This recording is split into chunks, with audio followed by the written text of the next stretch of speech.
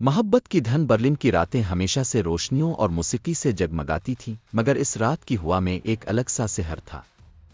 دریائے اسپری کے کنارے جہاں پانی میں شہر کی روشنی جھلملا رہی تھی، وہاں ایک مشہور نائٹ کلب میں موسیقی کی دھڑکنیں گونج رہی تھیں۔ دروازے سے اندر قدم رکھتے ہی ایک دنیا بدل جاتی تھی، تیز روشنیوں، بلند موسیقی اور رقص کرتے اجسام کی ایک پرشور لیکن دلکش دنیا۔ ایلینا ہمیشہ سے ڈانس کی دیوانی تھی۔ اس کا کہنا تھا کہ جب وہ ناچتی ہے تو دنیا کی ہر فکر، ہر الجھن ہوا میں تحلیل ہو جاتی ہے۔ آج بھی وہ اسی مستی میں جھوم رہی تھی، سیاہ چمکدار لباس میں جو روشنیوں کی چمک کے ساتھ کبھی گہرا اور کبھی سنہری لگنے لگتا تھا۔ اس کے بال ڈانس کی روانی میں کبھی چہرے پر آتے، کبھی ہوا میں لہرا جاتے۔ اس کی حرکات میں ایک ایسا اعتماد تھا جیسے وہ اسی لمحے کے لیے بنی ہو۔ کلب میں سینکڑوں لوگ تھے، لیکن ایک نظر اسے مسلسل دیکھ رہی تھی۔ نکولس، جو اس ہجوم میں الگ سا نظر آ رہا تھا۔ وہ عام لڑکوں کی طرح چیختا نہیں تھا، زبردستی قریب آنے کی کوشش نہیں کر رہا تھا، بس دور سے ایلینا کے ہر انداز کو محسوس کر رہا تھا، جیسے کوئی فنکار کسی شاہکار کو دیکھ رہا ہو۔ اچانک ایلینا کی نظر نکولس سے ٹکرا گئی۔ وہ پل بھر کو رکی، پھر شرارت بھری مسکراہٹ کے ساتھ ڈانس جاری رکھا۔ نکولس نے جیسے کوئی غیر مرئی سگنل پڑھ لیا ہو، وہ دھیرے سے اس کے قریب آیا۔ کیا میں بھی شامل ہو سکتا ہوں؟ اس نے مدھم مگر پرکشش آواز میں کہا۔ ایلینا نے اسے سر سے پاؤں تک دیکھا، پھر سر کو ہلکا سا خم دے کر کہا، دیکھتے ہیں تم کتنے اچھے ہو۔ نکولس نے ہاتھ بڑھایا اور ایلینا نے ایک لمحے کو اسے دیکھا، پھر مسکراتے ہوئے ہاتھ اس کے ہاتھ میں دے دیا۔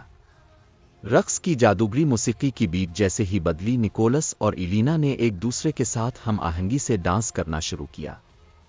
نکولس کا انداز مختلف تھا، تھوڑا کلاسیکل، مگر ایلینا کی حرکات کے ساتھ مل کر ایک نیا رنگ پیدا کر رہا تھا۔ جیسے جیسے بیٹ تیز ہوتی گئی، ان کا رقص بھی تیز ہوتا گیا۔ ان کے درمیان کوئی فاصلہ نہیں بچا تھا، دونوں ایک دوسرے کے سائے کی طرح حرکت کر رہے تھے۔ ارد گرد کے لوگ بھی رک کر انہیں دیکھنے لگے۔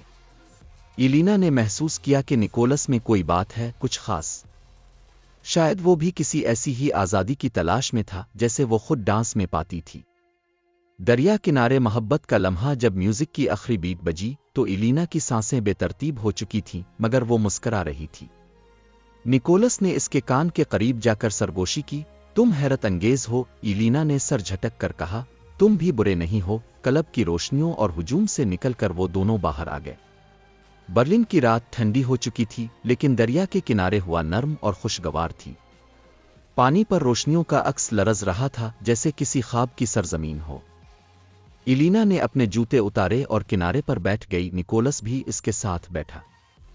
تم ہمیشہ اتنا جادوئی ڈانس کرتی ہو؟ نکولس نے پوچھا۔